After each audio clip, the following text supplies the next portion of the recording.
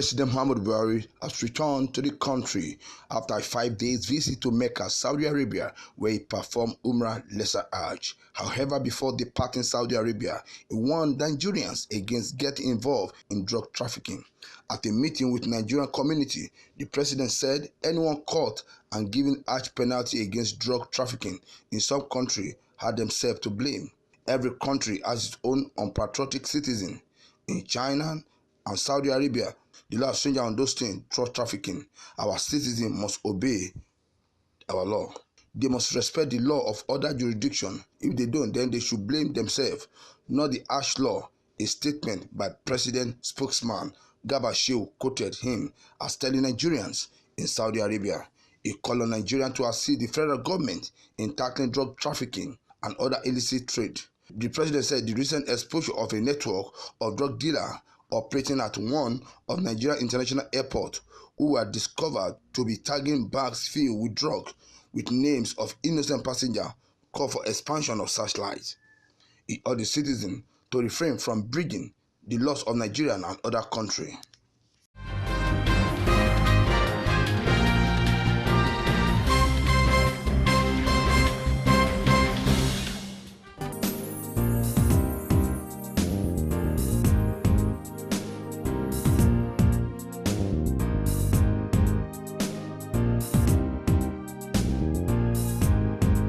Igbo Social Cultural Organization Igbo has protested against the planned closure of Akanu Ibiam International Airport Enugu by the federal government for security reasons.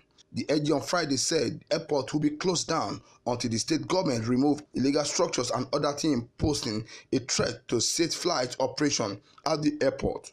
But in a statement by Chidozie Orizu, Special Assistant Media to the National Youth Leader of the Igbo, Author Obiara, the group advised the FG to share the plan to shut down the airport to avoid chaos. It said government should deviate from such a plot as this will block the economic development of Igbo land.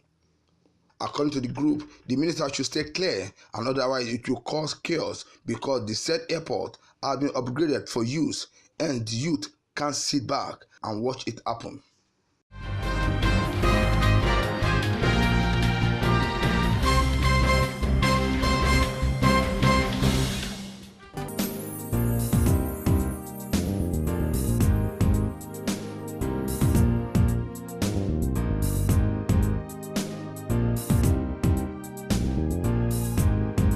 The House of Representatives has passed a bill which abolished the existing dichotomy between the Polytechnic Higher National Diploma (HND) and the Bachelor of Science awarded by the Nigerian University.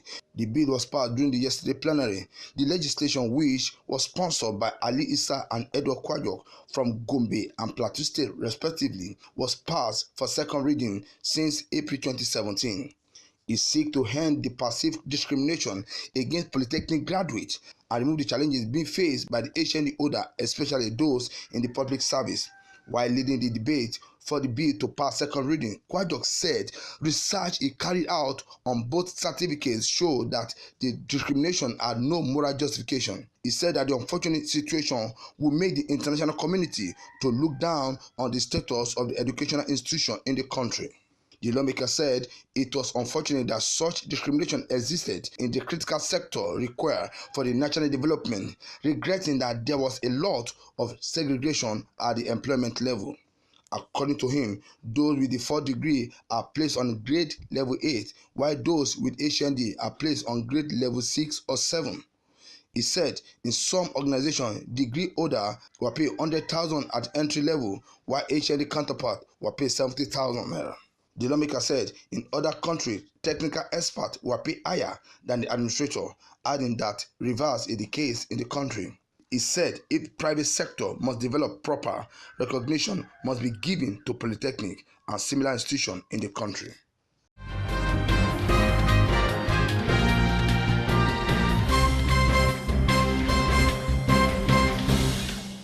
Discover the tangible magic of our hospitality that is all about you. The Ritz-Carlton Hotel and Apartments is a surely fantasy-like journey into a glamorous world of pure luxury and gratifying indulgence.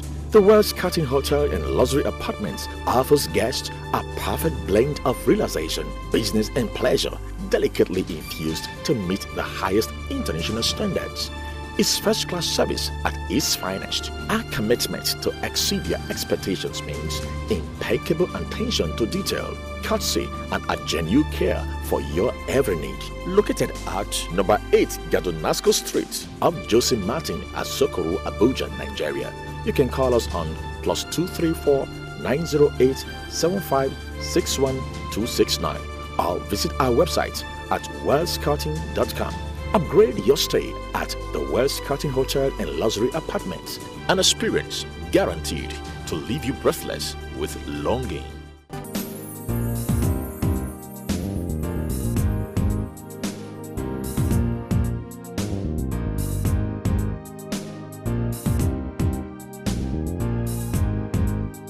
The federal government, through the Nigerian Export Promotion Council, NEPC, is supporting a cooperative society formed by graduating trainees of Batch 502 Export Program of the Council.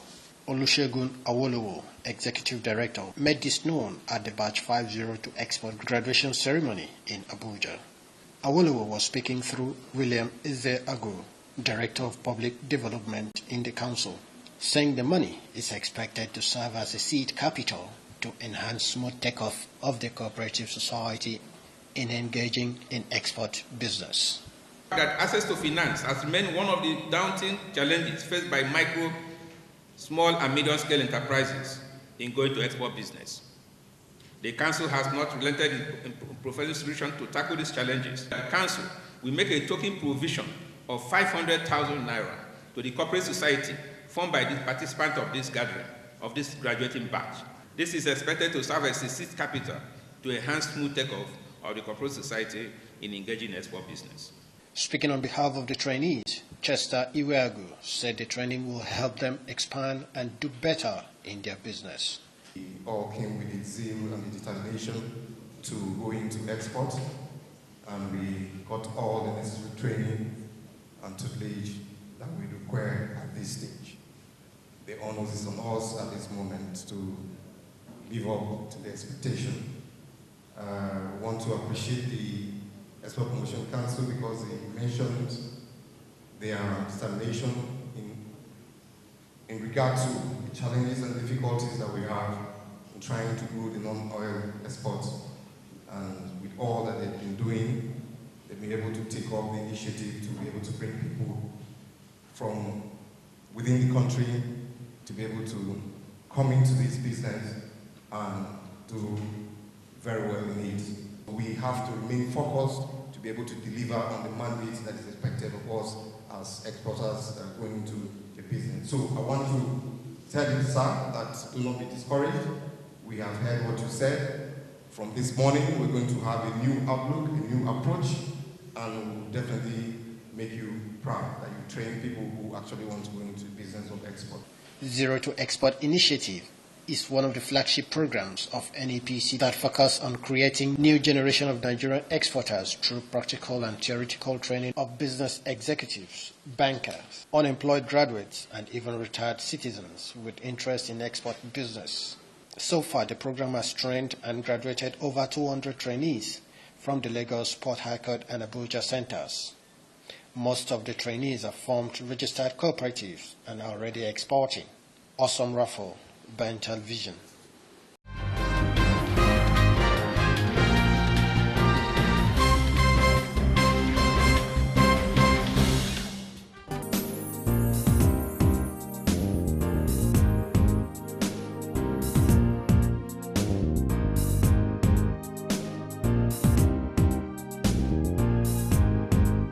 The Health Minister, Professor Isaac Adewale, has urged the state government to partner with the federal government in revitalizing the primary health care centers across the country.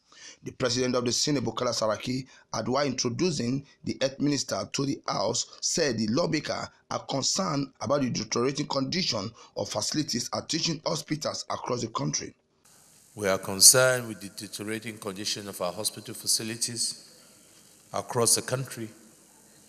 Despite the annual budgetary allocation to the health sector, Nigerians are still dying because of obsolete equipment, the poor state of infrastructure, lack of generating steel, lack of power, sometimes lack of diesel, lack of drugs, etc., which we are very concerned about. That should not be the case. We would like to hear from you what the true situation is, what solutions or measures you have to address this problem that's affecting the entire country. Appearing before the parliament, the minister blamed the deteriorating condition of the hospital facilities on foundation of health care in the country. Professor Adewale said that the teaching hospital cannot survive alone and in isolation, stressing that the state need to partner with the federal government so that secondary hospital will be working. He regretted that 14 states are yet to show interest in accessing basic health care provision fund, while the 22 states have registered for the basic health care provision fund. As of today, 14 states are yet to show interest in the basic health care provision fund.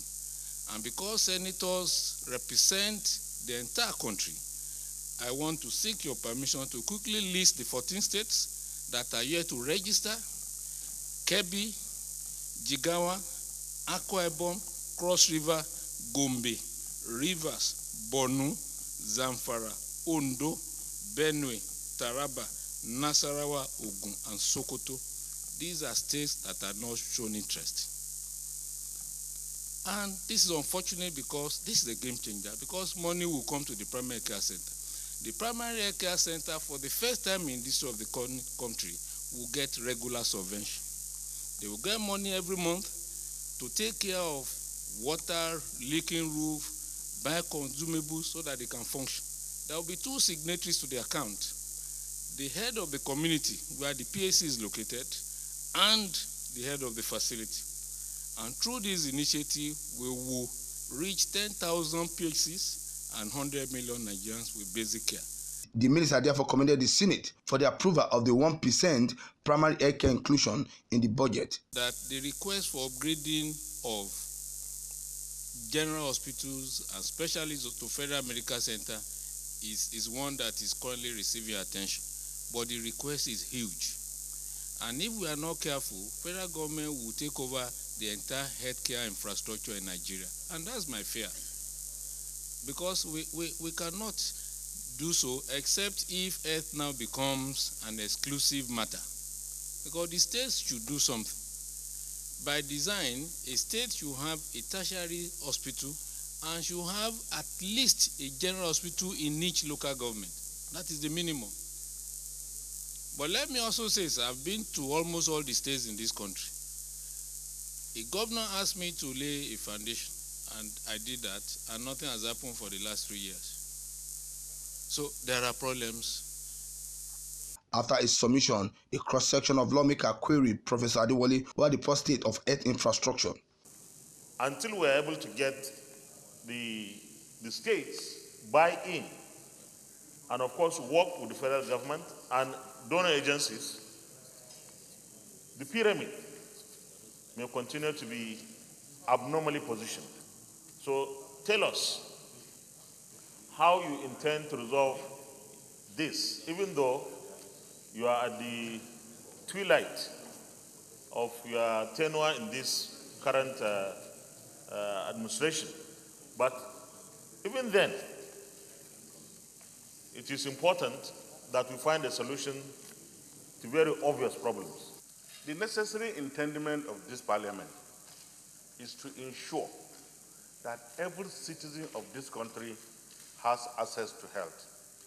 That's the necessary intendment.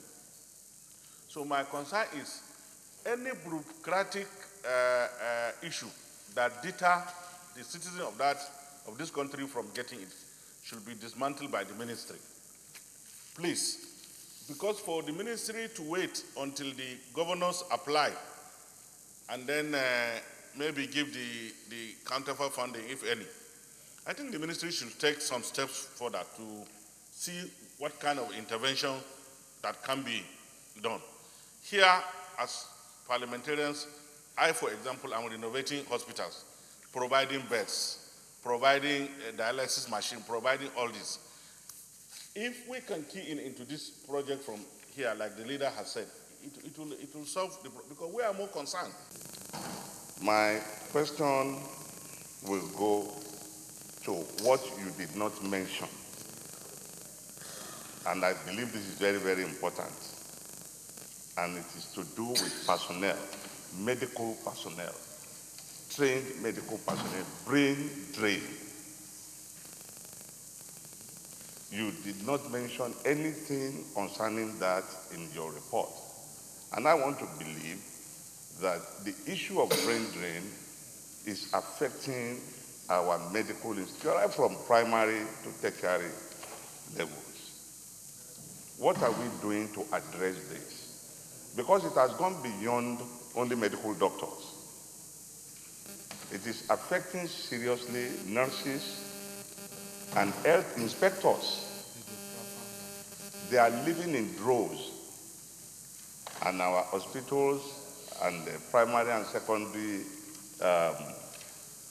health centers are being, manned by those that are not properly trained. So I want you to tell Nigerians what you are going to do to mitigate this. I want to know from you, in view of the issues you are raising with regards to obstacle or impediments with the state government, do you have any plan whereby spirited individuals and charity organizations that are willing and able to manage some of these primary healthcare centers can at least make it possible for it to function so as to reduce the weight?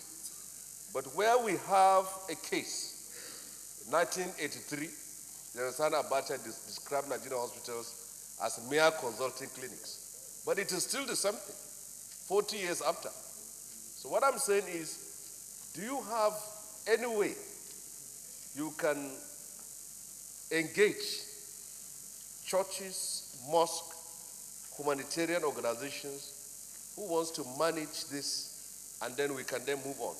The last one is this. Do you think we need to have a bill, if it will work, to exempt public hospitals, federal medical centers from the kind of tariffs on water and electricity?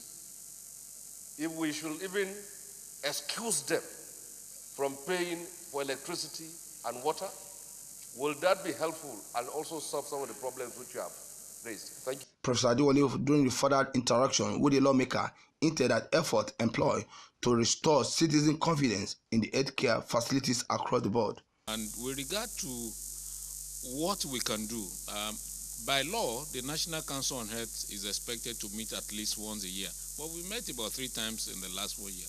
There are also provisions for emergency meetings. The commissioners they've also formed a forum. There's an association of commissioners. So we call it Forum of Health Commissioners, and I've been meeting with them severally. On my own, each time I meet a governor who is not on this list, I chip in a word. And I must say, sir, a state on this list, I've interacted with the governor twice to say, look, your state is not benefit. Still, there's not been any word from that state. With regard to what we can do to dismantle, I will also rely, apart from, we are using the governors forum, we're writing, and we're also making noise so that some of the governors can become envious. Wherever we rolled out the program, we will mention what the state will benefit. When we were in Niger, we said Niger will benefit to the tune of 964 million naira over 9 months. We thought that would make some governors to be jealous. So that is an opportunity. Nigeria currently has 22 teaching hospitals, 20 federal medical centers, and 17 specialty hospitals with a spread of primary health care centers. Meanwhile, 2019 budget of the Health Ministry is pegged at 315 billion naira.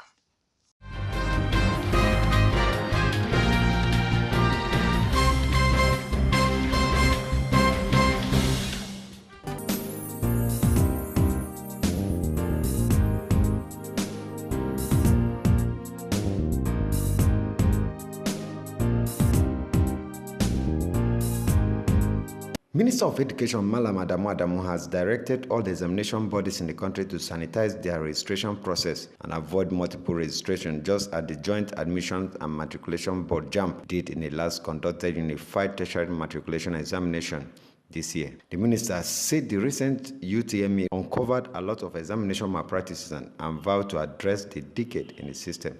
Adamu, represented by the Executive Secretary, National Universities Commission, Professor Abubakar Rashid, at the opening of the republished headquarters of JAMB in Abuja, said the outcome of the UTME revealed a lot of rot in the education system.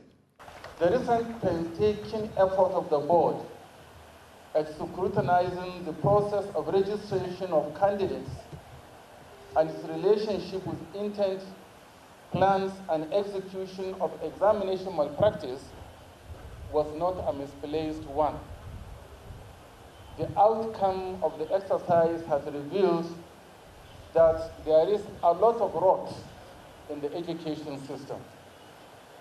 Sadly, the youth that should be the hope of the future of the country are deeply involved in this cankerworm. I hereby direct that all public examination bodies ensure the clean-up and sanitation of the registration process, just like Joint Admissions and Matriculation Board has done.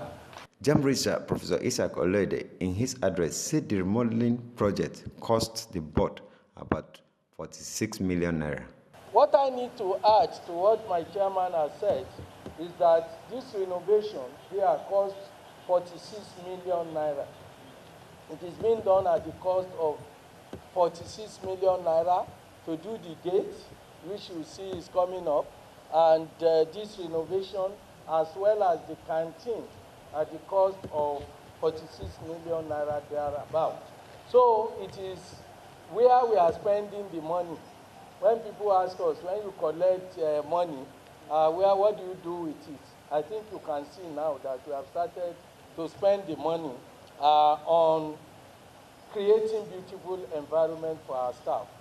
The board also inaugurated a new staff canteen and laid the foundation stone for the General Services Department building.